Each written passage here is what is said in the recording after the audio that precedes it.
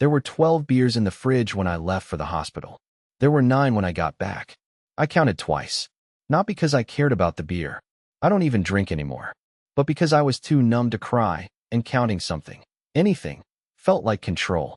The fridge light flickered while I stood there like a corpse. The only sound in the house was the faint hum of the dishwasher I didn't start.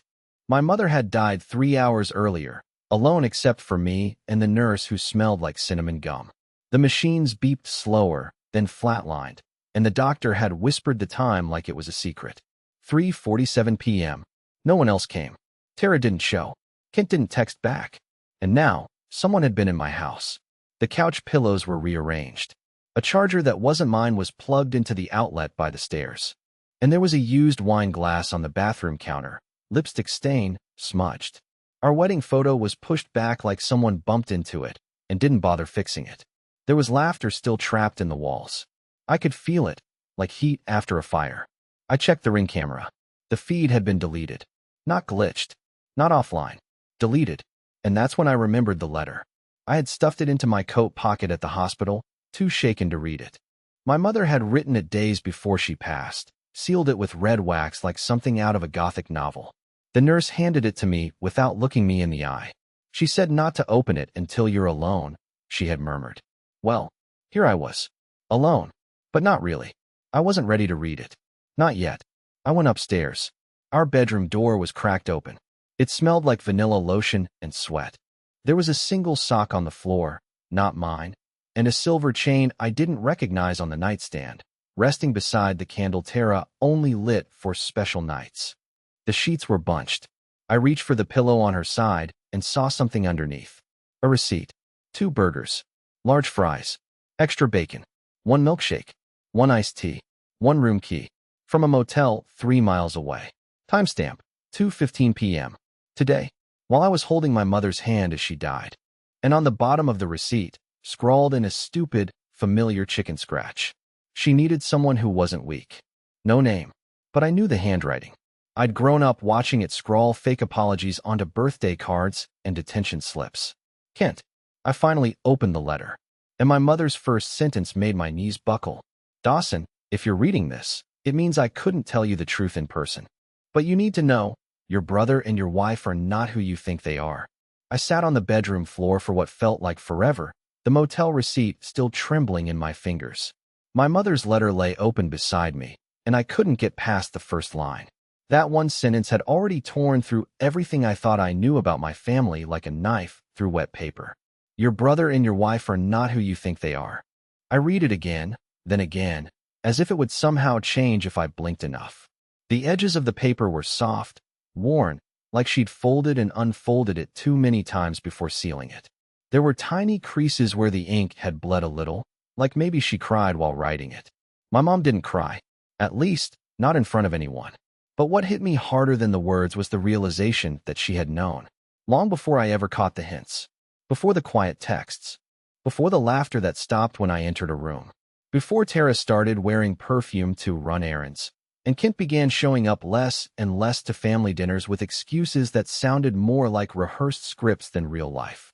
The next line in the letter chilled me. I wanted to tell you, but I needed proof first. That's why I hired someone. I blinked. Hired someone. My dying mother hired someone.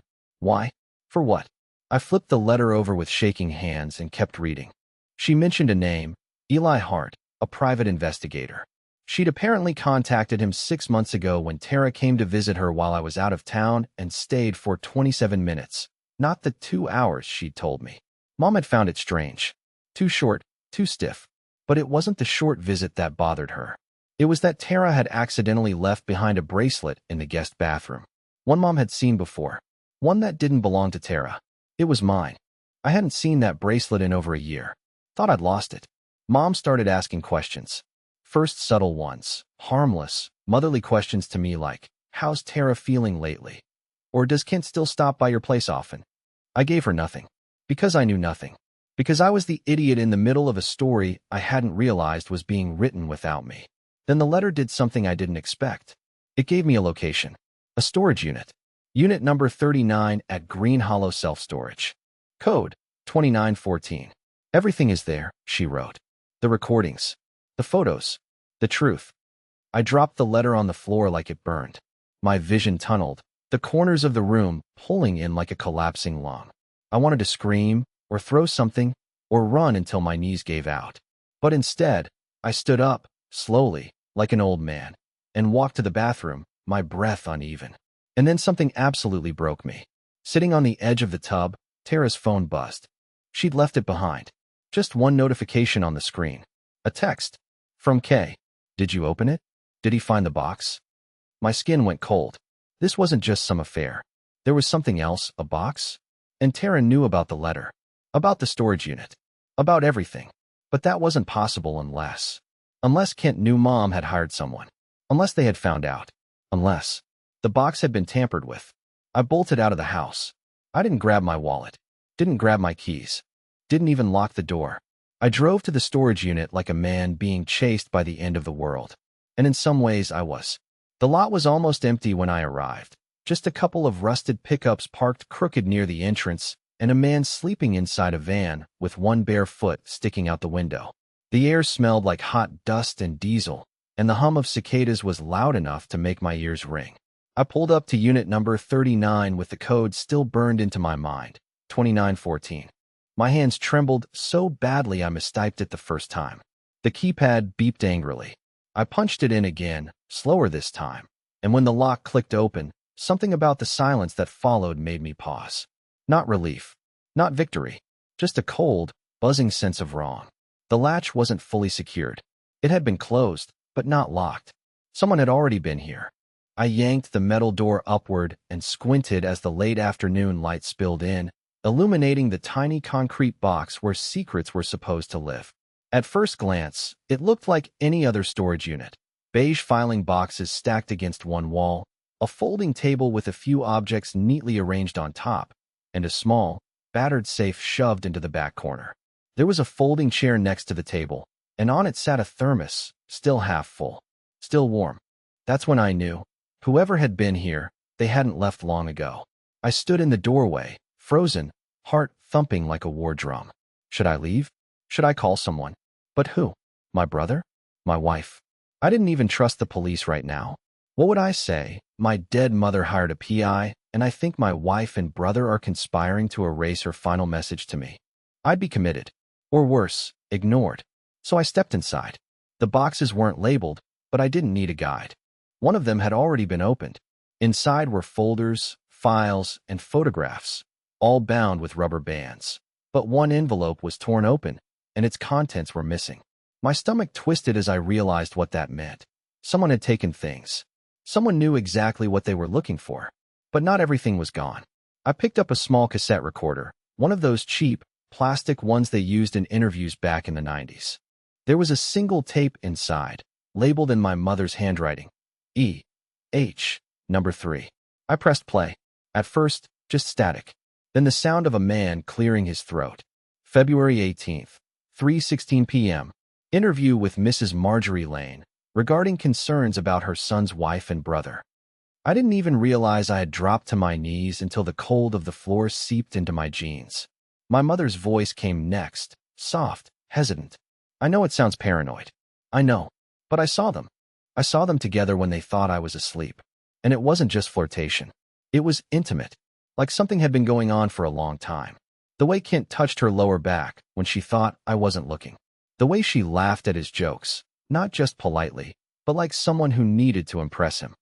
There was a long pause, a shaky inhale, and then the bank account. I froze. Bank account? I found withdrawals. Thousands. Transferred into a name I didn't recognize. But when I confronted Tara about it, she said I must have clicked something by accident, that I must be confused. But I'm not confused. My husband had dementia. I know the signs. I've seen the signs. And I am not imagining this. The tape clicked and ended there, like someone had cut it. I set the recorder down, suddenly aware that I was being watched. I turned. Nothing. But the hairs on the back of my neck stood up like needles. The chair by the table had been moved. I was certain. A few inches, just enough to face the boxes instead of the door. I moved slowly to the safe in the corner. The dial was already turned halfway. Had someone tried and failed to open it? I checked the envelope from the letter again. Nothing inside, but when I held it up to the light, I saw faint imprints on the back. Numbers. Scribbled hard enough to leave marks. I traced them with my fingers. 9 to 4, 2 to 6, 7 to 1. It was worth a try. The dial was old and sticky, but I turned it carefully, clicking through the sequence. The final turn landed with a heavy clunk. The safe creaked open. Inside, a flash drive, an old Polaroid photo, and a torn page from a journal. I grabbed the photo first. It was blurry, taken from a distance, but clear enough to see Tara and Kent in what looked like a hotel hallway, mid-embrace.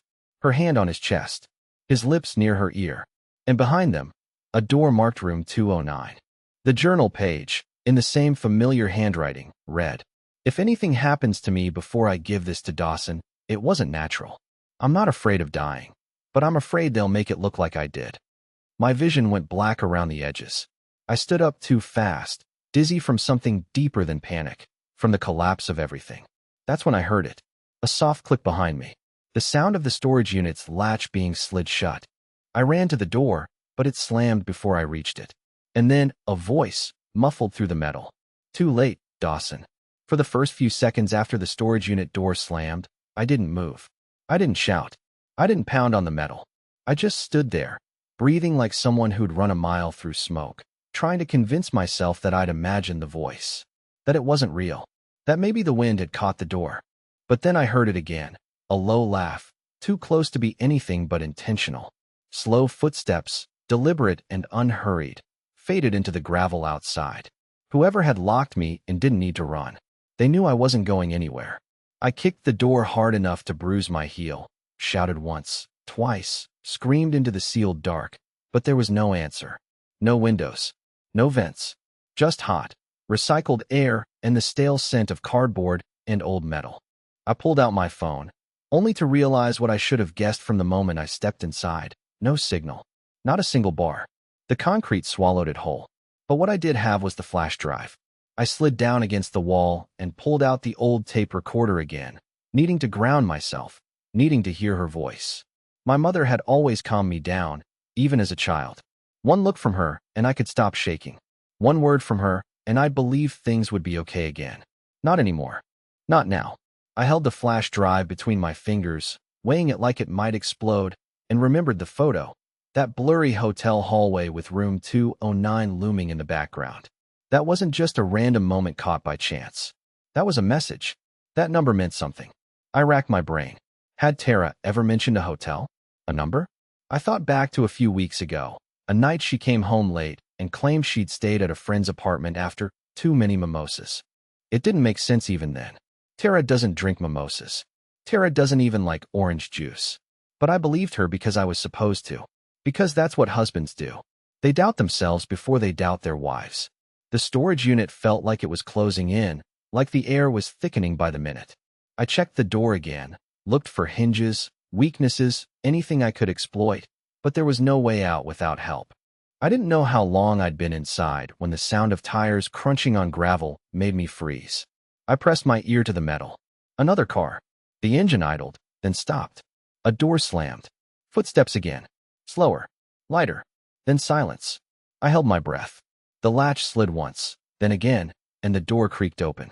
The sunlight hit me like a slap. I squinted up at a shadowed figure. At first, I thought it was Kent.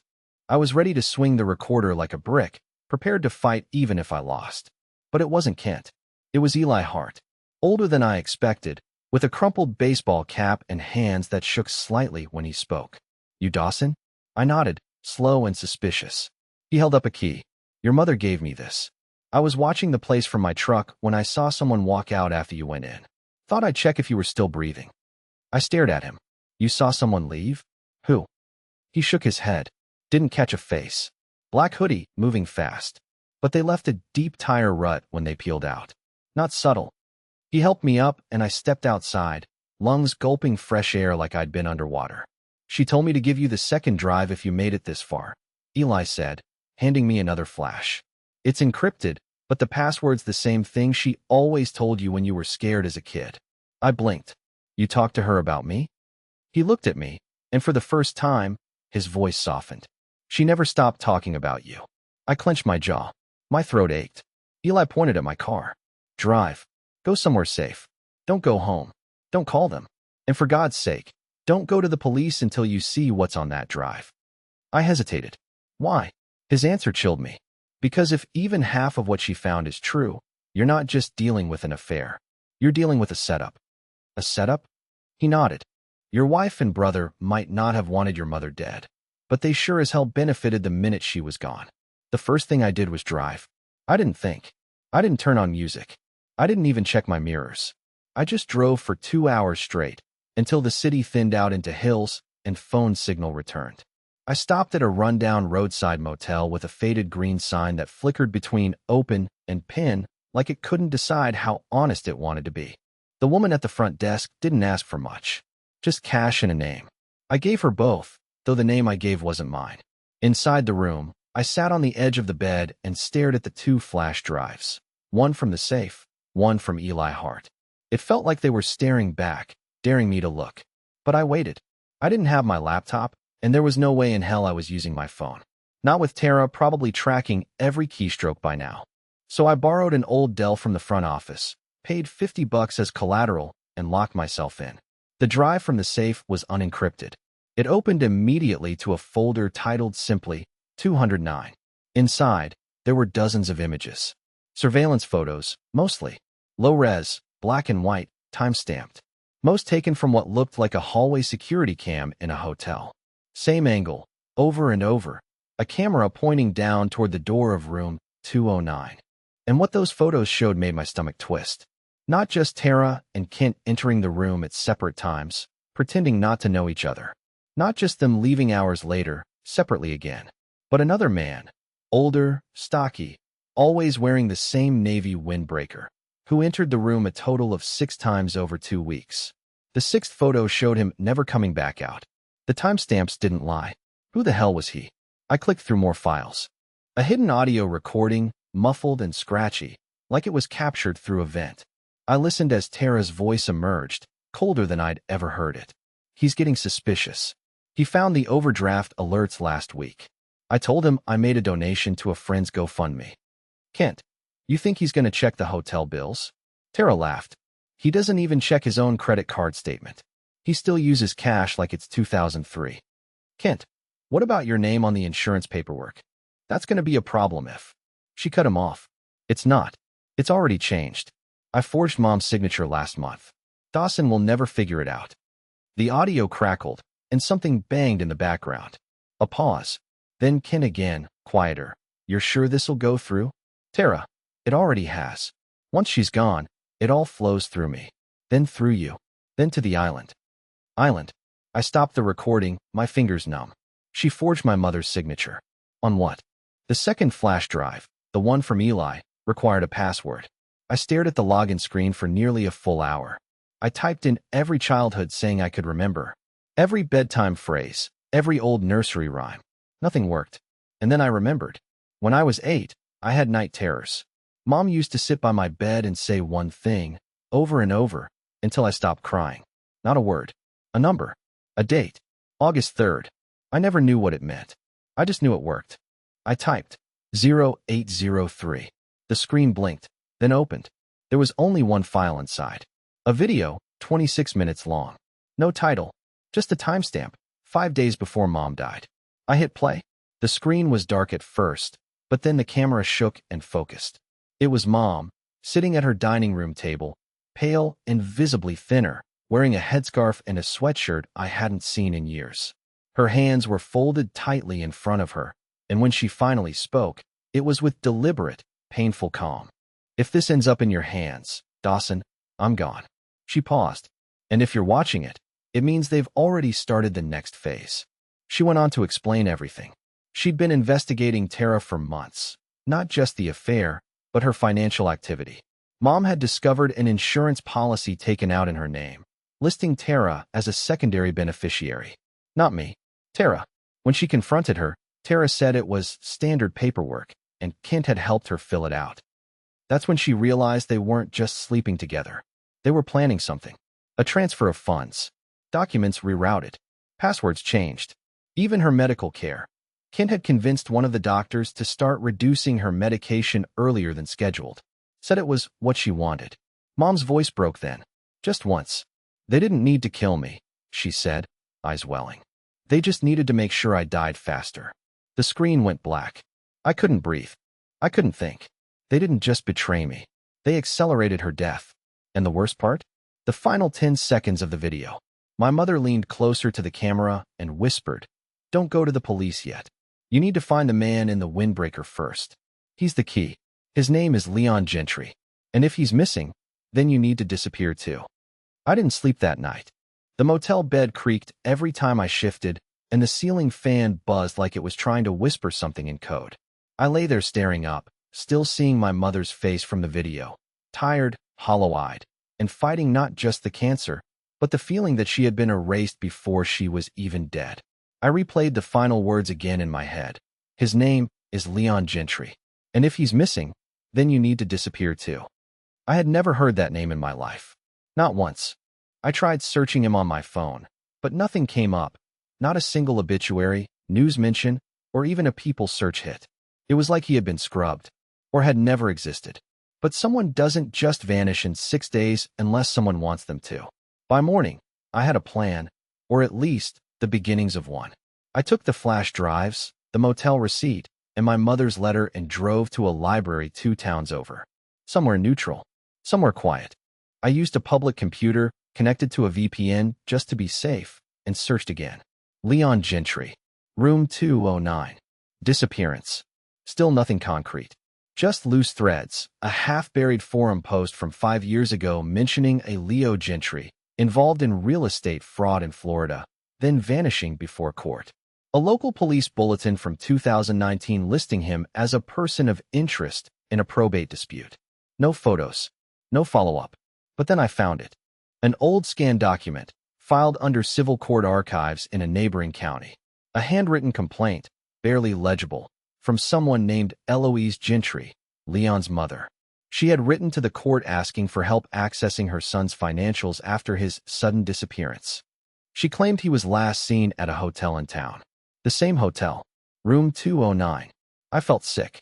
I looked up the address. It was still operating, under a new name, but the structure was the same. Same lot. Same brick exterior. Just a fresh coat of paint and a logo that tried to erase history. I drove there without hesitation. The manager was a man named Rick, mid-40s, sunburned, with a face like someone who once smiled too often and got punished for it. I told him I was doing a documentary on cold cases and asked if anyone had ever gone missing on the property. He gave a stiff shrug and muttered something about not wanting to dig up skeletons. But when I offered him $200 in cash and said I just needed to know who'd stayed in room 209 over the past year, he folded faster than a bad poker hand. He returned with a dusty ledger, the kind that shouldn't still exist in the digital age, and let me flip through the pages. And there it was. Leon Gentry. Checked in under that name. Real handwriting, not forged, 11 days ago. Checked out, never. I asked if the room had been cleaned since. Rick gave a half smile. Funny thing, that room's been out of service since then. Plumbing issue, I told staff. Truth is, place gave me a bad vibe. Door was ajar when cleaning crew came. No sign of the guest. Just his jacket. Navy windbreaker. Folded on the bed like he'd gone for a walk and never came back. I asked if I could see it. Rick hesitated, then shrugged. If you've got the stomach. He led me up a back stairwell, past flickering hallway lights, until we stopped at a door with a scratched-out number and a strange dark stain near the base. Inside, the air was stale, metallic, like old coins and something worse. The bed was stripped bare, but the jacket was there, folded. Precisely. Too precisely. I stepped in slowly, my feet echoing on the warped tile. Something about the room felt staged. Too neat. Too curated. As if someone wanted me to find it, but only what they'd allowed to be found. I reached for the jacket, and just as I lifted it, something fell from the pocket. A flash drive. Unlabeled. No casing. Just bare, scratch plastic. I stared at it like it was a loaded gun. Rick saw it too. Is that? I don't know. I cut him off. You didn't see it. You didn't bring me here. He nodded slowly. I don't want trouble. You already have it, I said. You just don't know whose. I left with the drive burning a hole in my hand. I should have gone back to the motel. I should have waited. But instead, I drove to an internet cafe on the edge of town, paid cash, and plugged the drive into a dusty computer with a busted headphone jack and a cracked screen. It had one file on it. A video. No title. I hit play, and what I saw was me. Me, sitting at my mother's kitchen table, leaning forward, talking. But I had no memory of this conversation. None. And then I realized, this wasn't from today, or even this year. This was from 5 years ago. I was sitting across from Leon Gentry, and I was handing him an envelope full of cash. At first, I thought the video was fake. Maybe AI generated, maybe stitched together by someone trying to gaslight me. But the more I watched, the less I could deny it. The gestures, the way I rubbed my temples, the scar on my knuckle I got when I was fixing the garbage disposal. That was me. That was my voice. And that was definitely my mother's kitchen, 5 years ago. The same chipped countertop, the same broken light fixture above the stove that buzzed like a dying insect. But the man I was talking to, that was Leon Gentry. Same windbreaker, same heavy jaw, same eyes that looked like they hadn't rested in a decade. I had never met him. That was the story I had told myself. But there I was, not only meeting him, but sliding a thick envelope across the table while looking over my shoulder like I was doing something illegal. The audio was grainy, but audible. Gentry said, "You're sure you want this done quietly?" I nodded. No lawyers. No paper trail. Just make her go away. I paused the video.